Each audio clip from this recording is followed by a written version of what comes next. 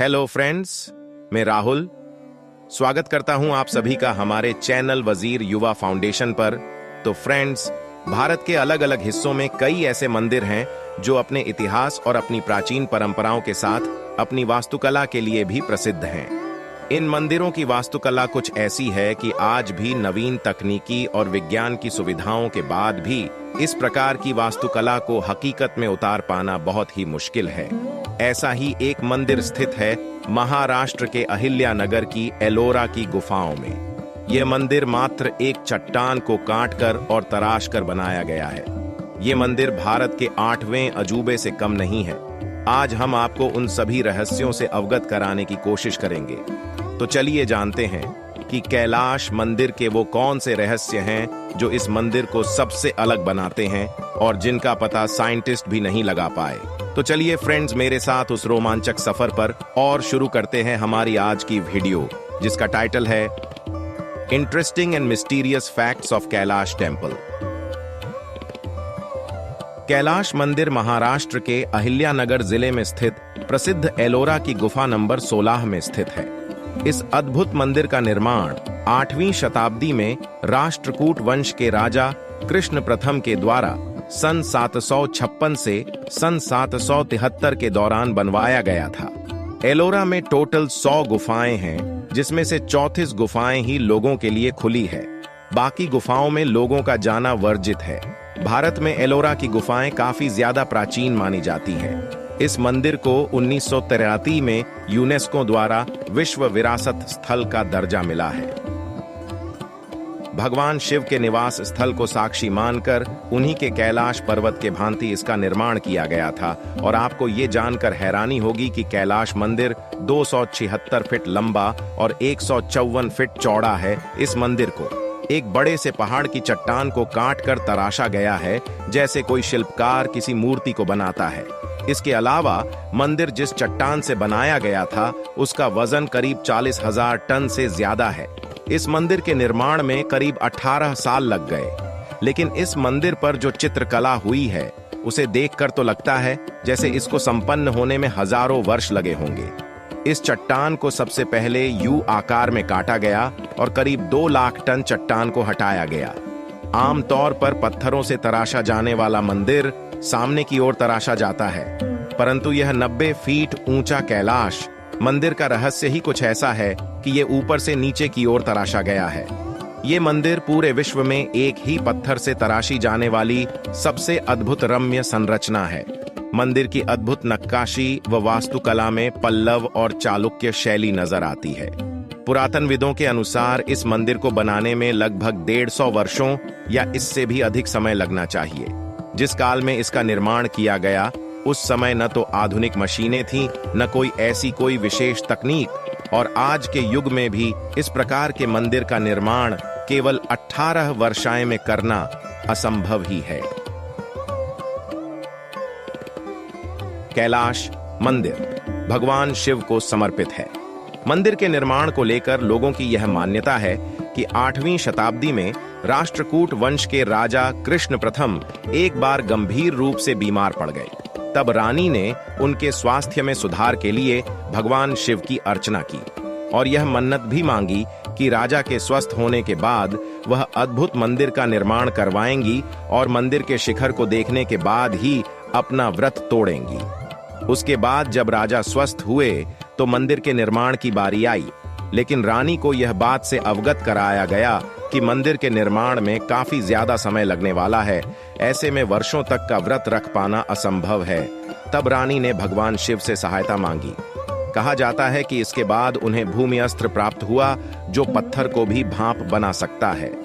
इसी अस्त्र की सहायता से इस अद्भुत मंदिर का निर्माण इतने कम समय में हो पाया था। बाद में इस अस्त्र को मंदिर में नीचे छुपा दिया गया था। मंदिर की दीवारों पर अलग प्रकार की लिपियों का प्रयोग किया गया है, जिनके बारे में आज तक कोई कुछ भी नहीं समझ पाया।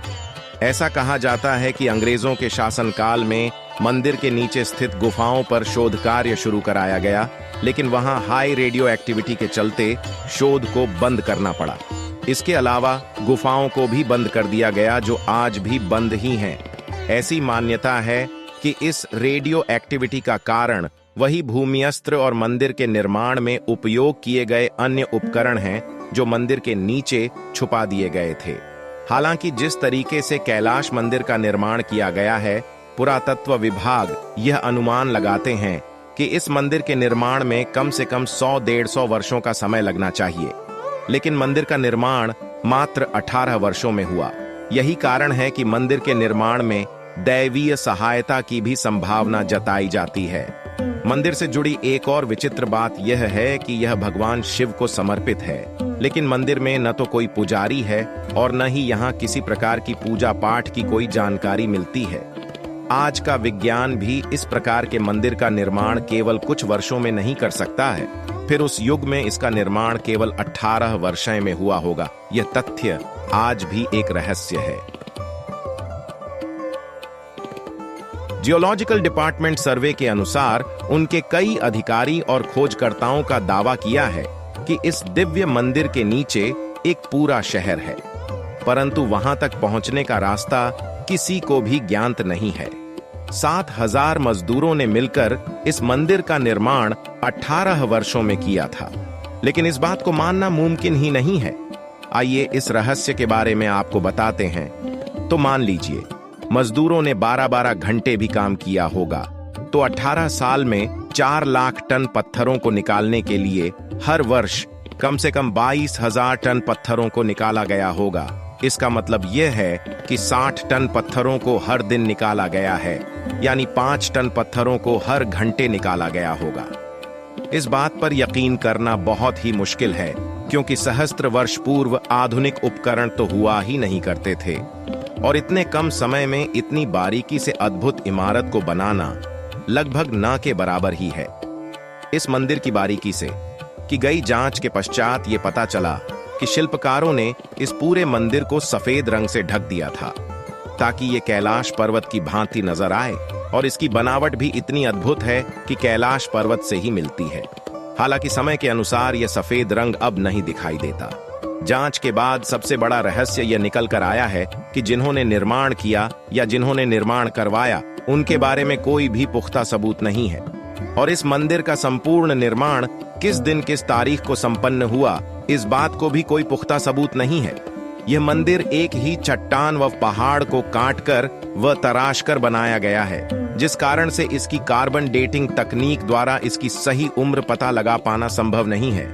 एक रहस्य यह भी सामने आया है कि इतने टन पत्थरों को निकालने के बाद दूर दूर तक इन पत्थरों की खोज नहीं हो पाई है, जिससे ये भव्य मंदिर का निर्माण हुआ है मानो 4 लाख टन पत्थर गायब ही हो गए। हमारा दिमाग ये सोचकर चकरा जाता है कि कैसे पत्थरों को काटकर पहले रास्ता बनाया गया होगा, फिर उस पर नक्काशी और शिल्पकारी की गई होगी। यहाँ पूरा का पूरा एक ड्रेनिंग सिस्टम बना हुआ है, बारिश के पानी को स्टोर करना, अतिरिक्त पानी को नालियों द्वारा निकालना। यहाँ छोटी से छोटी चीज को सुनियोजित तरीके से बनाया गया है। इन रहस्यों में एक रहस्य ये भी शामिल है कि इन पत्थरों को तोड़ा नहीं जा सकता है, क्योंकि औरंगजेब नामक मुस्लिम शासक ने 1862 में इस मंदिर को तोड़ने के लिए 1000 सिपाहियों को बोला था, परंतु 3 साल तक प्रयास करने के बाद भी वो सिपाही इस मंदिर को तोड़ने में असमर्थ रहे। उसके बाद औरंगजेब को यह बात पता चल चुकी थी कि वह इस मंदिर को नुकसान नहीं पहुंचा सकता, और उसने तुरंत उन सिपाहियों को दूर हट जाने का आदेश दे दिया था। सिर्फ इतना ही नहीं, तोपों से भी इस भव्य मंदिर को खंडित नहीं किया जा सकता है।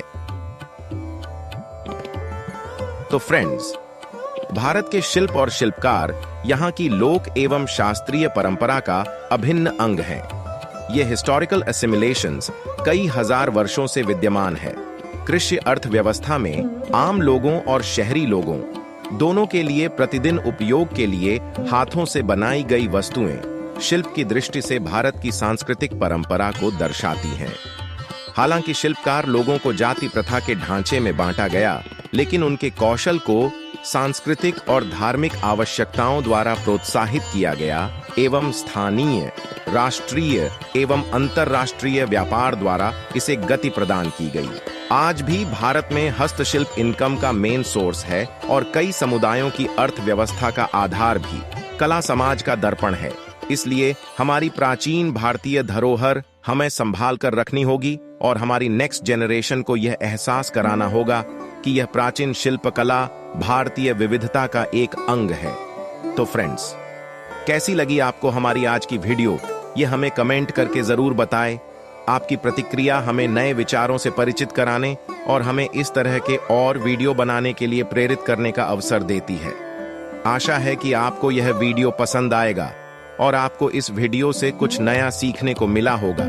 इसलिए यदि आप हमारे चैनल पर नए हैं तो वजीर युवा फाउंडेशन को सब्सक्राइब करें और हमारे न्यू अपडेट्स देखने के लिए बेल आइकॉन पर क्लिक करें। धन्यवाद।